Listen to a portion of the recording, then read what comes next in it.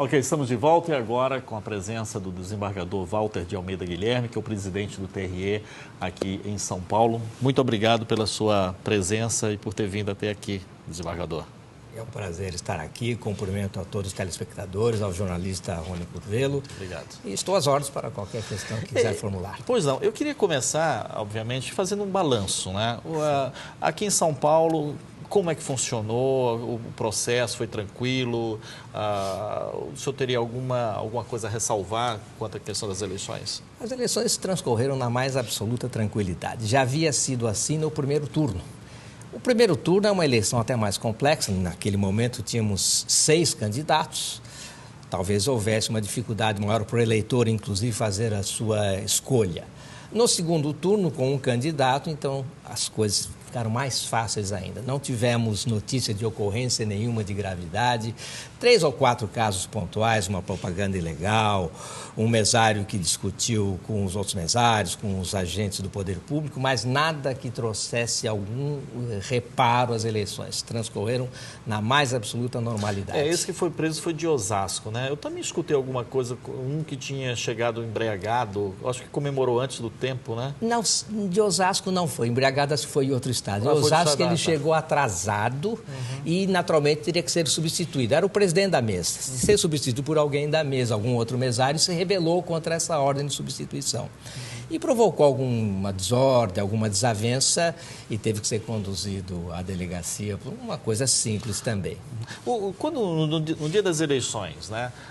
No dia 31, por exemplo, e na questão do primeiro turno também, o senhor, como presidente do TRE, o senhor fica lá no TRE em caso de emergência ou o senhor vota e vai para casa esperando lhe chamarem? Como é que funciona? Normalmente, tanto no primeiro turno quanto no segundo turno, passei o dia todo lá. Não só eu, como juízes da corte. Somos 7 juízes, 3 ou 4, 5 estão sempre presentes, inclusive juízes eleitorais que não são mesmo titulares da corte, mas são juízes eleitorais porque há questões que nós somos consultados, como essa e de outras comarcas, outros municípios, então é preciso dar uma solução, preciso dar uma orientação, então é interessante a presença física dos integrantes do TRE e do presidente. Eu acho importante o presidente estar presente. No passado, o senhor, o presidente da época, ou o senhor como juiz nessa questão eleitoral, teve algum momento que esse corpo foi acionado no dia das eleições? Sim, com perguntas, exatamente perguntas. Só pergunta, não, mas diga assim, para uma intervenção maior? Não, nada de especial. São juízes dos diversas comarcas que fazem algum tipo de pergunta, ficam embaraçados com alguma situação, como resolver uma situação de emergência e telefonam pedindo apoio. E nós, como temos uma experiência muito grande do tribunal, do corpo do tribunal, resolvemos aquelas questões, mas não me lembro de nenhuma questão, mesmo antes de ser presidente, que exigisse uma intervenção mais rigorosa, mais dura desse corpo diretivo do tribunal. Agora, desembargador, por que eu sei que aí é uma questão de âmbito federal, mas ajude-me a entender, por favor.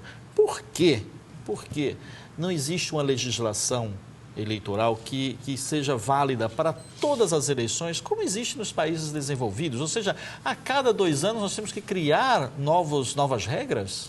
É absolutamente verdadeiro a sua afirmação. O Senado Federal, há 2 meses por volta disso, constituiu uma comissão para a reforma eleitoral, reforma da legislação eleitoral. Não da Constituição, porque a Constituição também tem preceito de caráter eleitoral, mas sem mexer na Constituição, o Código Eleitoral e estas leis. Esse é um dos aspectos que mais nos preocupa e eu faço parte dessa comissão. Aliás, teremos dia 8 agora em São Paulo uma audiência pública, gostaria que todos que tivessem interesse estivessem presentes, para questionar a comissão ou para sugerir à comissão modificações na legislação eleitoral. E esta questão é uma das que mais preocupa, ou seja, esta falta de continuidade dos dispositivos a regular as eleições. Isso é verdadeiro, a cada eleição nós temos praticamente uma nova lei ou novos dispositivos. É preciso que se dê um cunho de permanência, de segurança jurídica.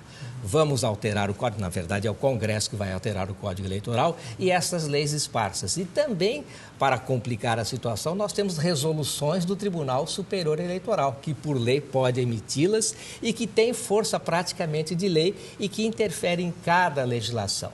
Nós precisamos realmente dar um cunho de mais legitimidade, não diria, mas de mais segurança jurídica para as eleições, para o eleitor saber como deve proceder e para os candidatos também.